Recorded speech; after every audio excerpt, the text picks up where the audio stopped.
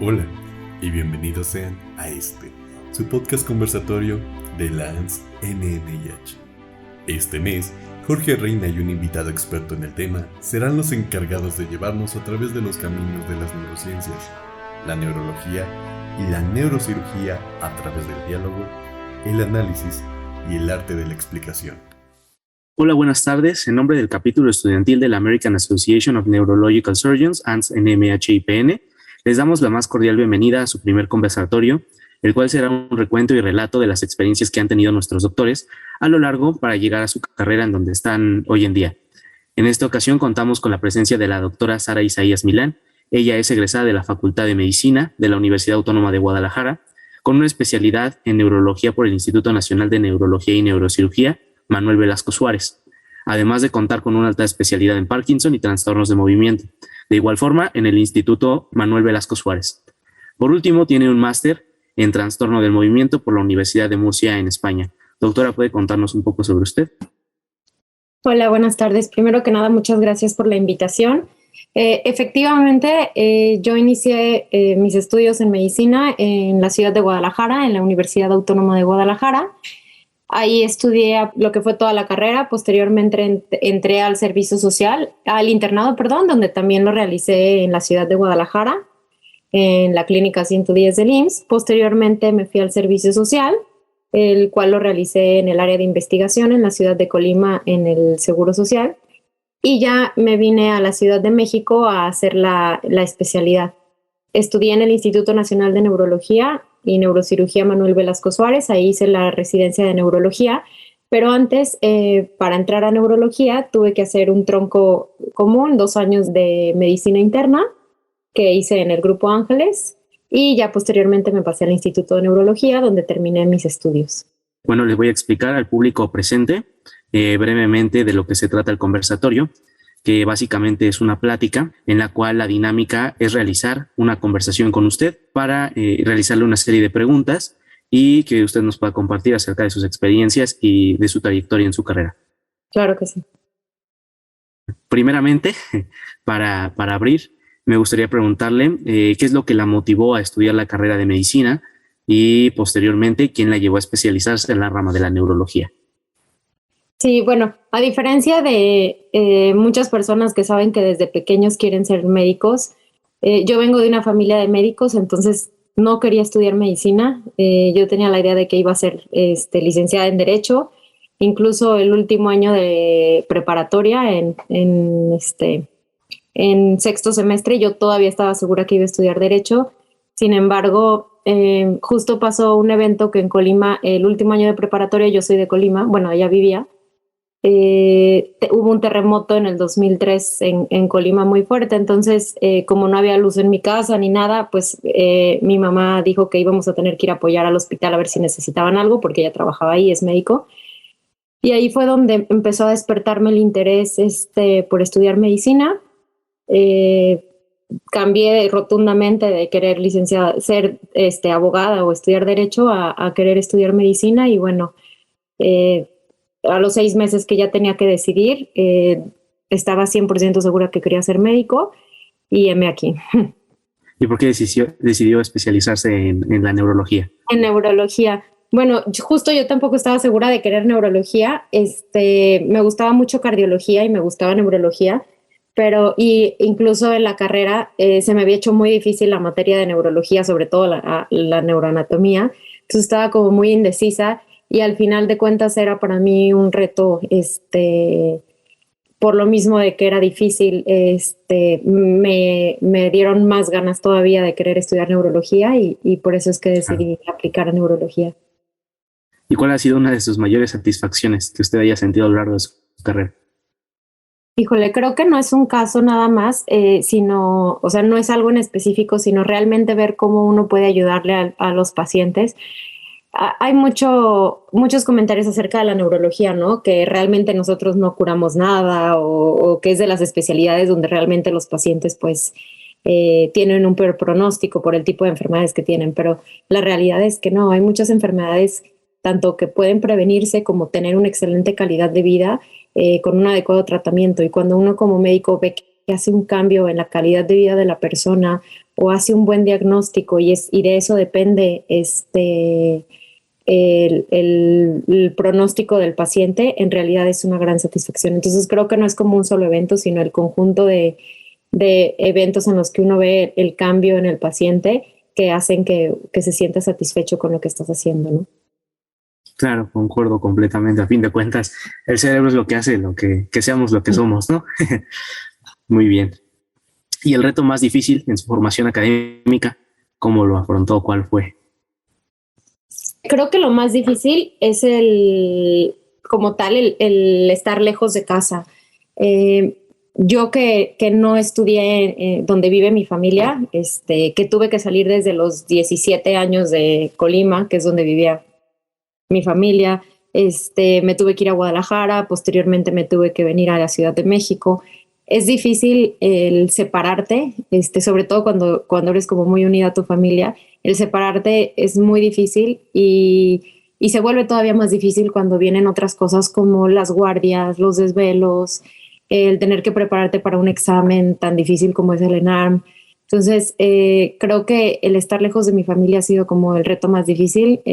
Hubo un tiempo en que pues cada integrante de mi familia vivía en una ciudad diferente y pues se vuelve muy complicado porque ni siquiera para las fechas de Navidad o Año Nuevo o cumpleaños puede uno estar con ellos a veces porque hay guardias. Entonces, creo que esa ha sido la parte más difícil, pero sin duda, bueno, a distancia se mantiene uno en contacto y la satisfacción de estar haciendo lo que uno quiere es lo que hace que sigas adelante. ¿Y ahorita en línea usted se ha separado de su familia? Sí, claro, pues yo me quedé en la Ciudad de México y mi familia vive lejos, entonces pues sigue siendo así, a pesar de que uno de que uno extraña y todo, también te acostumbras a otro estilo de vida, de pacientes y todo, y pues ya es difícil tener que regresar a lo mismo, ¿no? Entonces, la verdad es que a mí me gusta mucho el estilo de pacientes y de hospitales que hay en la Ciudad de México, entonces por eso decidí quedarme. ¿Alguno de sus familiares se especializó en la neurocirugía o en la neurología? Sí, mi mamá es neuróloga. Ok, excelente. Pero justo por eso yo no quería hacer neurología, ¿no? O sea, porque pasa el que quieres hacer lo mismo que tus papás. Yo quería hacer algo diferente y bueno, acabé lo mismo. Hablando un poco sobre su formación académica y profesional en el extranjero, ¿cuál diría que ha sido el mayor contraste que ha percibido entre la medicina en México a comparación con la de otros países? Por ejemplo, como España. Híjole, por ejemplo, las guardias en México no, es muy diferente la medicina en cuanto al tipo de guardias que hacemos, el tipo de medicamentos también a veces llega a ser diferente. La verdad es que no estamos, muchas veces uno cree que estamos muy atrasados en medicina en México y no es así. Hay muchas cosas que están muy bien en nuestro país, pero creo que sobre todo las residencias y en cuanto a las guardias que se hacen, tanto tiempo en el hospital, tan poco personal, eso es una gran diferencia con otros países. Y sí, definitivamente hay tratamientos que no existen en nuestro país que también hacen difícil la situación, ¿no? Específicamente en el área en la que yo trabajo, que es neurología y trastornos del movimiento, hay medicamentos que no hay en México y que sí existen en otros países, Estados Unidos, Canadá, Europa. Entonces, eso a veces es una limitante tanto para uno como médico como para los pacientes. Pero creo que hay muy buenos médicos preparados en nuestro país. El problema sigue siendo el tipo de residencia que existe en cuanto al tipo de guardias que hay. Es demasiado desgaste y por más que nos hemos dado cuenta que está mal, no se hace un cambio. Entonces creo que ahí es un punto que debería trabajar nuestro país por intentar mejorar respecto a el trato hacia los residentes. Y, por ejemplo, existe el rumor de que, por ejemplo, la clínica es un punto fuerte de la medicina en México a comparación luego con la medicina que se ejerce en otros países. ¿Usted estaría de acuerdo con este punto? Creo que en México hay buena clínica, pero hay de todo, ¿no? Depende mucho en dónde estés, el tipo de hospital en el que estés y el tipo de médicos con los que trabajes, pero también en otros países hay buena clínica. He tenido la oportunidad de conocer otros hospitales en Canadá, y la realidad es que tienen muy buena clínica también. O sea, el hecho de que tengan más tecnología no quita que tengan buena clínica. Como todo, Ok. hay buenos lugares, hay malos lugares, pero los lugares que yo he tenido la oportunidad de conocer, la realidad es que tienen todo, o sea, buena clínica y tienen tecnología, ¿no? Entonces no creo que esté peleado una cosa con otra. Entonces, ¿cuál consideraría usted que fue su mejor herramienta cuando estuvo en el El, extranjero? el, el tipo de, el tipo de experiencia, o sea, sobre todo te la llevas en cuanto que es otro tipo de pacientes, y otro tipo de medicamentos. O sea, sí se usan medicamentos diferentes, hay un poquito más de avances y otro tipo de medicamentos que no existen en nuestro país. Entonces aprendes a usar otros medicamentos que normalmente no se usan en nuestro país.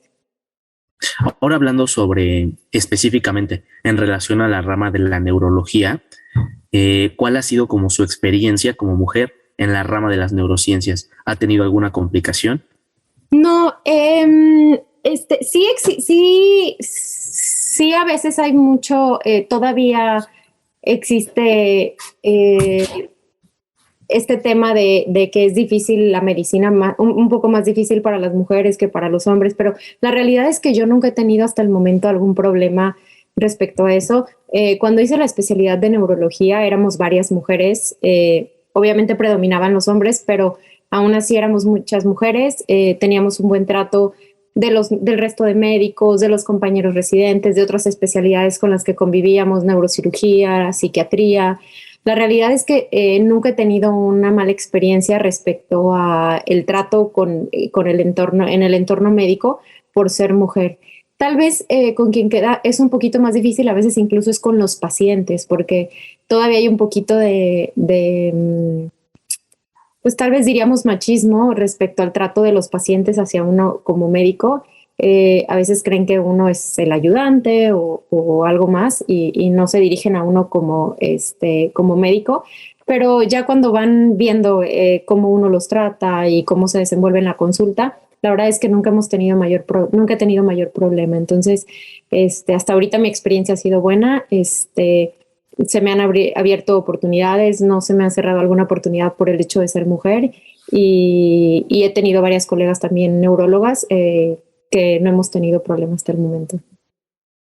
Y sobre la jerarquización en la medicina. Donde viví más jerarquización fue los 2 años que hice de medicina interna. Ahí sí creo que estaba muy marcado el grado de cada especialidad, perdón, de cada año de residencia, ¿no? Sí era muy marcado. Sin embargo, en el área de neurología, la verdad es que todos convivíamos bien. Obviamente había respeto hacia residentes mayores, médicos, pero a la par nos respetaban igual, ¿no?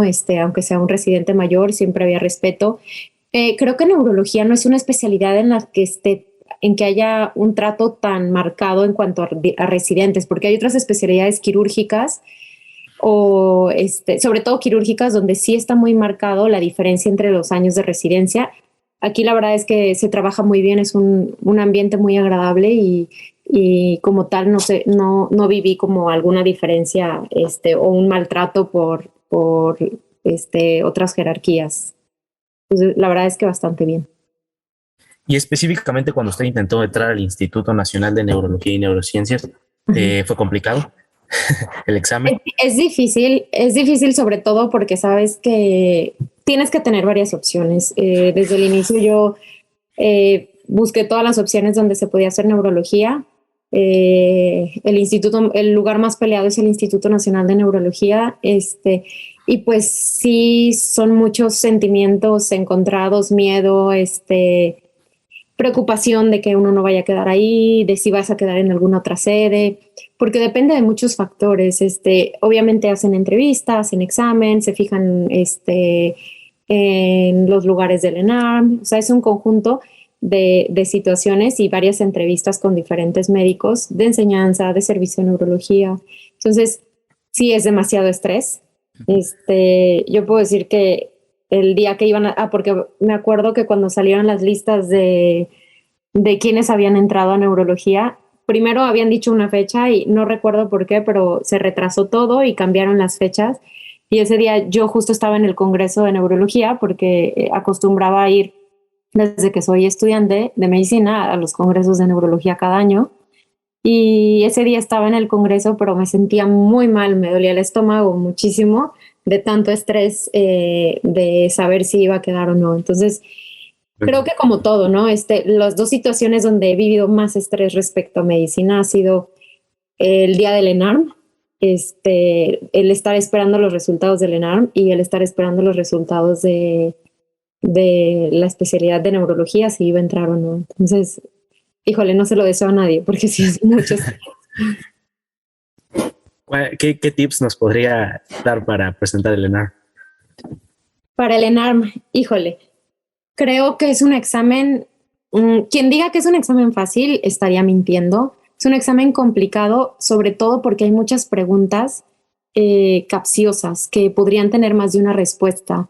Está hecho para médico general, entonces si tú vas como especialista y te lees el último artículo y quieres ir con lo más nuevo, tal vez no te va a funcionar tanto. No quiere decir que no esté bien leer lo último, claro que está perfecto, pero tienes que saber que vas a un examen que está hecho para médicos generales y que es un examen que es pues una competencia. Entonces, tienes que aprender a contestar un examen. A mí me sirvió muchísimo aprender a contestar exámenes, porque incluso tomé curso de cómo contestar exámenes, obviamente enfocado hacia el ENARM. Y me gustaba mucho porque la forma en la que te enseñaban era, tienes una pregunta X y de todas estas preguntas, ¿cuál es la que más se acerca a la realidad o cuál es la más correcta?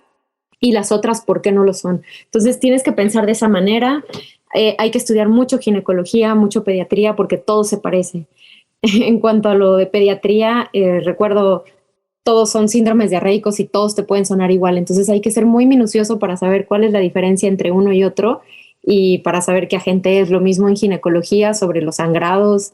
Viene mucho ginecología, viene mucho pediatría, pero hay que saber contestar exámenes y estudiar. O sea, definitivamente creo que sí se debe estudiar para ese examen. Ok. Y referente al Instituto de Neurología. Recuerdo que en el examen del Instituto de Neurología va enfocado a, sí, hay preguntas obviamente sobre el área de neurología, pero también hay de cultura general y de medicina en general. Entonces yo recomendaría, si me preguntaran qué me recomiendas estudiar, neuroanatomía, saber lo básico de neuroanatomía que te enseñan en la carrera, tampoco es algo demasiado elevado, pero sí lo básico, tomar un libro de neurología básico de neuroanatomía y leer un poco de cultura general, mucho. O sea, saber lo básico, porque sí preguntan cultura general, medicina en general y neuroanatomía. Y también recomendaría tener opciones, ¿no? Tampoco cerrarse en cuanto a... Uno siempre quiere el mejor hospital y el hospital en el que siempre has deseado estar, pero tienes que tener opción A, B y C, porque no siempre por X o Y, a veces ni siquiera depende de uno como médico. Hay médicos muy buenos que no siempre quedan en su primera opción. Entonces, yo les recomendaría tener opciones, obviamente, en cuanto a lo que más te gusta, de hospital o de especialidad, pero también si no se puede en la primera opción, es válido intentar una segunda vez, pero si de plano no se puede, tampoco estancarse y tener otras opciones B y C de otras posibilidades de hospitales o incluso de especialidades. Algunos de los tips que nos podría dar para la entrevista que dice usted que presentó en el instituto. Sí, estar seguro de uno mismo, actuar de forma natural, demostrar por qué sí quieres ese hospital o por qué no quieres otros, qué te destaca a ti porque esa es una pregunta frecuente, ¿qué puedes ofrecerle tú al hospital? Y no nada más para el instituto, sino para muchos otros lugares. Debes saber qué te hace a ti diferente del resto de médicos y por qué te deberían de escoger a ti y no a los demás. Obviamente preguntan por qué quieres esa especialidad. No es nada más de, me gusta y ya, ¿no? O sea, ¿qué te apasiona realmente de esta especialidad? y sobre todo ser muy natural y muy honesto. ¿Qué ventaja tendría terminar medicina interna o poder derivar a los 2 años? ¿Hay alguna diferencia? Híjole, eso va a depender mucho de quién te lo diga. Honestamente, yo no terminé medicina interna, yo hice 2 años, pero tengo muchos colegas que sí terminaron medicina interna. Y hay 2 puntos de vista, ¿no? No, yo te podría decir, yo soy de las personas que creen que el tener medicina interna es un plus, o sea, sí te ayuda. Sí te ayuda porque muchas enfermedades neurológicas van de la mano con enfermedades metabólicas, diabetes, hipertensión y otras enfermedades no tan sencillas, enfermedades autoinmunes, lupus, artritis reumatoide, Sjögren. Entonces, el dominar la medicina interna creo que sí es un plus como neurólogo. Sin embargo, está el otro grupo de médicos que opinan que el que seas internista luego te genera mañas, por así lo mencionan, como mañas, por así decirlo, y piensas más como internista que como neurólogo. Entonces, hay muy buenos neurólogos que solamente hicieron 2 años de medicina interna. Hay neurólogos regulares que terminaron medicina interna. Honestamente, depende de cada persona. Okay. Pero yo sí creo que sí es un plus. O sea, sí te suma, no creo que te reste, pero también debes de pensar en los años. Y depende de qué quieras. Si quieres hacer más subespecialidades y no quedarte con neurología, híjole, sí se puede, pero a veces son muchos años, ¿no? Terminar interna, luego neurología y luego otra subespecialidad. Es a veces un poquito difícil. Entonces, hay que valorarlo dependiendo de qué quieras hacer a futuro. Si no te importan tanto los años, está bien terminar medicina interna. Y si no, puedes ser de todos modos excelente neurólogo solamente con 2 años de medicina interna. Y sobre la bolsa de trabajo como neurólogo, ya sea práctica pública o privada. No influye para nada que seas internista o solo hayas tenido 2 años. La verdad, ni con el paciente, o sea, no es como que el paciente se fija, voy a ir más con uno que tiene interna que con el neurólogo. La verdad es que no. Y también te dan igual de trabajo si eres neurólogo con 2 años de interna o que seas neurólogo o internista. Y te pagan igual. Pero en cuanto a trabajo, hay mucho trabajo. O sea, yo lo que siempre le digo a mis colegas, hay trabajo para todos. No está limitado, no estás peleándote con el otro para ganarle pacientes. La verdad es que hay trabajo para todos. En la Ciudad de México, al menos así es, y no sé ahorita en provincia cómo esté, pero aquí hay trabajo para todos. ¿Y qué opina de que la medicina está mal pagada en México? Definitivamente, sobre todo en institución, creo que es mal pagada y creo que hay mucha controversia acerca de este tema porque la gente cree que los médicos somos millonarios. Y la realidad es que pues hay de todo. Honestamente, el hecho de ser médico no significa que vas a cobrar mucho. Tampoco significa que ganas demasiado bien. En la medicina pública el pago es regular. Honestamente no creo que sea un buen pago, es un pago regular, pero tiene sus pros trabajar en una institución pública porque ves mucho paciente, adquieres mucha experiencia. Entonces es como una balanza, pero opino que está mal el sueldo que recibe tanto el médico general como el médico especialista en la institución pública. ¿Qué especialidades hay qué altas especialidades hay en neurología? En neurología, al menos en México, se divide como altas especialidades y subespecialidades. Como altas especialidades está enfermedades desmielinizantes, que también le llaman neuroinmunología, donde entra esclerosis múltiple y otras enfermedades desmielinizantes. Está enfermedad vascular cerebral, infartos, trombosis, todo lo que es vascular. Está trastornos del movimiento, está neuropsiquiatría, existe neuroendocrinología para el endocrinólogo y para el neurólogo, pero yo no conozco ningún neurólogo que haya hecho neuroendocrinología. También existe neurogenética, pero es más para el genetista. Para el neurólogo está, repito, desmielinizantes o neuroinmunología, trastornos del movimiento, vascular, nervio y músculo, es otra alta especialidad. Neurorehabilitación también la puede hacer el neurólogo. Neuropsiquiatría, Existe otra que se llama demencias, o que viene todos los deterioros cognitivos en esa área. Existe también subespecialidades como neurofisiología, pero esa es de 2 años. Terapia endovascular neurológica, que también es de 2 años. Ok. Y a usted, bueno, por lo que comenta, le llama a la atención la investigación.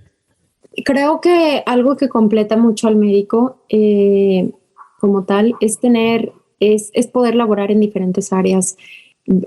Dar consulta, obviamente es un área muy importante para uno como médico. La enseñanza también completa mucho a uno como médico, y complementar con investigación es otra parte, tanto investigación clínica o investigación básica, o sea, en laboratorio, dependiendo de lo que cada uno desee. Se ven todas las partes, es la forma de ver todas las partes de la medicina, el por qué funciona un medicamento, el por qué no funciona un medicamento, el analizar los síntomas de una nueva enfermedad, todo eso que lo podemos ver a través de investigación, y el demostrar por qué sí funciona algo y no funciona otro medicamento, ayudan mucho a ver todas las partes de la medicina y completarnos como médicos. Eso no quiere decir que esté mal nada más dedicarse a la consulta o nada más dedicarse a investigación, ya depende de gustos, pero en mi opinión creo que es la forma de estar de completarte como médico, y de poder tener un poco y aportar un poco para cada área de la medicina. Claro, nos sirve más que nada a nuestro desarrollo, ¿no? Incluso dentro de nuestra misma profesión. Ahora me gustaría, si es posible, que nos contara un poco sobre su experiencia al realizar la alta especialidad en Parkinson y trastornos de movimiento. Claro que sí. Bueno, yo realicé mi tesis incluso acerca de trastornos del movimiento, específicamente en Parkinson, entonces ahí pude tener un acercamiento a lo que son los trastornos del movimiento. Nuevamente, cuando yo era neuróloga, se me hacía sumamente difícil el manejo del Parkinson, no entendía nada. Uno como neurólogo cree que sabe todo, ¿no? O como médico crees, cuando estás estudiando algo, te crees que ya dominas todo. Y cuando llegas a la subespecialidad te das cuenta, híjole, no sabía nada de Parkinson y era neuróloga. Y la verdad es que es difícil el manejo de los pacientes con Parkinson. Es muy fácil hacer un diagnóstico de un paciente que ya está avanzado y todo, pero cuando apenas está empezando los primeros síntomas del paciente con Parkinson, específicamente hablando de Parkinson, la verdad es que no es tan sencillo, y los diagnósticos diferenciales tampoco son sencillos. Entonces, para mí era como nuevamente un reto el tengo que saber manejar, o sea, no es posible que sea neuróloga y no domine algo que es tan común en la neurología. Entonces, eso fue lo que me hizo acercarme primero a hacer la especialidad. Tuve la oportunidad de que mi jefa, la doctora Mayela Rodríguez, me invitara a trabajar con ella como en la tesis, y posteriormente a hacer la alta especialidad con ella. Entonces, la verdad es que fue una experiencia magnífica, aprendimos muchísimo, vimos muchísimos pacientes, no solamente desde enfermedad de Parkinson, existen muchísimos trastornos del movimiento que yo creo que como neurólogo a veces te quedas un poco corto. No digo que no pueda manejarlo el neurólogo, claro que sí, existen muy buenos neurólogos que lo pueden hacer, pero cuando uno ya entra de fondo nada más en enfocarse en ciertas áreas, se da cuenta que hay muchísimo que no sabía y que hay muchísimo por aprender. Entonces, para mí fue un reto de que era de lo más difícil de la enfermedad, del área de neurología, y eso es lo que me llamó tanto la atención. ¿Tiene algún plan a largo plazo, algo que le gustaría seguir desarrollando dentro de su investigación? Sí, la realidad, por ejemplo, en el área de trastornos del movimiento hay mucho. Existe específicamente en Parkinson, existe desde hace varios años la cirugía, que es el Deep Brain Stimulation o estimulación cerebral profunda. Dentro de mi formación lo aprendimos, pero sí me gustaría tener la oportunidad de irme a algún país más adelante, como Canadá o como Francia, donde ven demasiados pacientes de estimulación cerebral profunda y aprender todavía un poquito más al respecto. Entonces, digo, por la pandemia las cosas se pusieron un poco difíciles, pero no está imposible y espero que sea algo que pueda hacer a mediano plazo. Dentro de su carrera laboral, ¿tuvo algún ídolo o alguien a quien usted se proyectaba o seguía? Yo creo que no nada más uno, sino muchos. Como neuróloga, la verdad es que tuve la oportunidad de tener muy buenos profesores en el Instituto de Neurología. Repito, la doctora Mayela Rodríguez fue una parte muy importante en mi formación y le estoy muy agradecida. Pero el resto de médicos neurólogos con los que tuve mi formación, la verdad es que me dieron muy buenas bases, aprendí muchísimo de ellos y pues la verdad es que uno los sigue a todos, ¿no? Y se vuelven tus ídolos en cierta forma, aunque a final de cuentas uno salga y ya te vean como colega o compañero, pues no dejas tú de admirarlos porque son los que te enseñaron todo lo que sabes hasta el momento, así como los pacientes. Pero en general la verdad es que yo diría que fueron mis maestros, en general todos. ¿Algún caso en particular que haya tenido algún caso clínico que le haya tocado un punto en especial? La verdad, se ven muchas enfermedades difíciles en neurología. Y algo muy interesante o que me gustaba mucho es que en el Instituto de Neurología uno se vuelve el responsable del paciente, ¿no?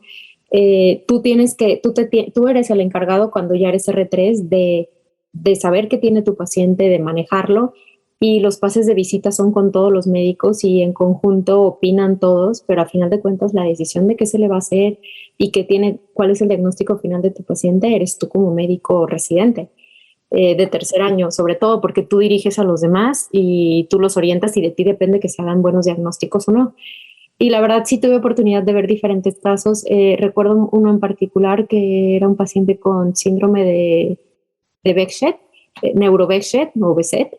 Y fue un caso muy difícil porque por imagen y por tanto resonancia magnética como por PET parecía orientarnos a que el paciente tenía linfoma y clínicamente parecía que no era linfoma, o sea, parecía el comportamiento de Behçet o neuro-Behçet.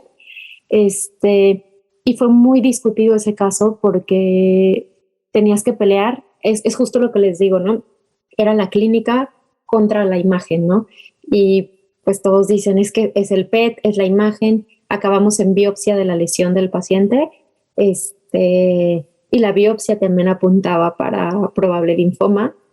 La primera biopsia que se hizo, se pidió una segunda opción de biopsia. ¿Por qué? Por estar recalcando en que la clínica manda, a pesar de que a veces tienes estudios que te pueden orientar para otra cosa. Si tú estás convencido de que clínicamente es algo, hay que repasarlo y a final de cuentas se concluyó que definitivamente era neuro-Behçet, a pesar de que tanto la resonancia como la primer reporte de biopsia y el PET apuntaban para linfoma. Y es muy importante eso porque es totalmente el tratamiento, o sea, el tratamiento es completamente diferente con un diagnóstico u otro.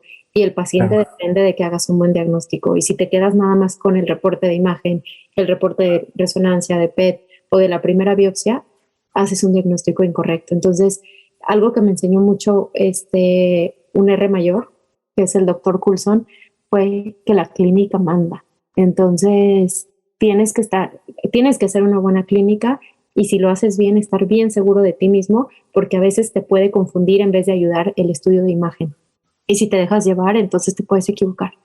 No digo que sean malos los estudios de imagen, claro que no, te ayudan muchísimo, pero existen excepciones y ahí es cuando tienes que saber tú que si estás seguro de tu cuadro clínico, hay que valorar otras opciones. No deja de ser complementario, ¿no? A nuestra clínica. Exactamente. Bueno, por último, nos gustaría que nos compartiera cuál sería algún consejo que le daría a futuros estudiantes en la rama de neurología o en las neurociencias. Ok, sería que no se desanimen. A veces no es sencillo. No es sencillo los primeros años, no solo de la especialidad, sino el internado, el servicio. Va a haber gente que te va a decir tal vez que no puedes. Va a haber exámenes que tal vez no vas a pasar la primera opción, pero tienes que seguir buscando. Tal vez no vas a quedar en la primera opción que tú querías, pero tienes que buscar otras opciones. Si estás seguro de hacer neurología y si tu primera opción no se puede, entonces busca otras opciones. A final de cuentas, si quieres ser neurólogo, lo vas a lograr. A mí me pasó algo. El primer año, bueno, apenas entrando a neurología, te dividen como en diferentes áreas, ¿no? Te toca urgencias, te toca rotar en piso, te toca tal área. Y el primer año, el primer mes y el primer día, a mí me tocó el área de punción lumbar. Yo nunca había hecho una punción lumbar, había leído 20,000 artículos sobre cómo se hace una punción lumbar, pero yo hice mi servicio social, en investigación, hice los primeros 2 años de medicina interna en el Grupo Ángeles, entonces yo jamás había hecho una punción lumbar. No está mal hacer tu especialidad en un hospital privado, tampoco está mal. Si es un buen lugar, son buenas opciones. Pero una limitante es que yo nunca había hecho una punción lumbar. Y el primer día me tocó en la punción lumbar sin ningún R mayor. Yo veía que los otros residentes, compañeros, tenían Rs mayores, R2, R3, y estaban en urgencias aprendiendo cómo explorar, los de piso estaban aprendiendo de enfermedades, y yo no estaba aprendiendo nada y estaba sola con una enfermera para hacer punción lumbar y no me salían. Y me tocaban 3 o 4 y no podía hacer ni la primera, ya llevaba hora y media. Y así duré una semana, 7 días. No me salían y esos 7 días andaba yo corriendo por todo el hospital a ver a quién me encontraba que me ayudara a hacer una punción lumbar. Y la verdad es que fueron días difíciles, de frustración. Me acuerdo que, o sea, de verdad estaba yo llorando porque dije, es que entonces esto no es para mí, yo no puedo hacer una punción lumbar, me sentía muy inútil. O sea, por más que leía y todo, pues no me salía. Mi hermana es anestesióloga, entonces le hablé y le dije que si podía ir a ayudarme, y obviamente no, me dijo que no, pero estaba yo desesperada. Tenía que pedir ayuda a Rs mayores y pues para mí era muy vergonzoso que me estuvieran ayudando porque era la nueva que no podía hacer punciones lumbares. Y al 5.º día me salieron y desde ahí ya pude hacer punciones y pues todo como si nada. Evidentemente también de repente puede haber algún procedimiento que quieras hacer y que no te salga a pesar de tantos años, pero a lo que voy es a que no debes desistir solo porque al inicio es difícil o se te complica. Igual y otros pueden pensar que algo tan sencillo como una punción lumbar, pues qué inútil yo que no podía, ¿no? Pero va a haber cosas difíciles, va a haber momentos difíciles y no por eso se tiene que desistir. O sea, yo seguí intentando hasta que me salieron las punciones lumbares y para mí fue un reto porque por más que intentaba no lo lograba. Entonces van a tener muchos retos, pero si te gusta la neurología, sigue intentando. Si no te acepta el hospital que tú quieres, sigue intentando y búscalo. Existe un colega que varias veces aplicó neurología al Instituto de Neuro y no quedó, aplicó después a otro lugar y es un excelente neurólogo. Y después estoy segura que el instituto se arrepintió de no haberlo aceptado. Entonces, no siempre no te van a aceptar porque no seas bueno. Y muchas veces te puede ir mejor en algún otro lugar, ¿no? El instituto es el excelente lugar. Yo no me arrepiento de estar ahí, al contrario, volvería a aplicar ahí si regresara el tiempo. Pero también hay otros lugares donde puedes ser un buen neurólogo y no por eso significa que vayas a hacer mal o algo así. Entonces, sigan intentando. Hay varias opciones de lugares donde pueden hacer neurología. Si el primer año no quedas en ninguna de todas tus opciones y estás seguro que quieres ser neurólogo, vuelve a intentarlo. O sea, es válido volver a intentarlo. Claro. Y opciones hay y se abrirá alguna puerta para ti, ya sea en este país o en otro. Claro, mantener esa constancia y disciplina, ¿no? Siempre. Bueno, le agradecemos mucho por su tiempo, por compartirnos sus experiencias, su participación. Gracias por haber podido asistir con nosotros el día de hoy.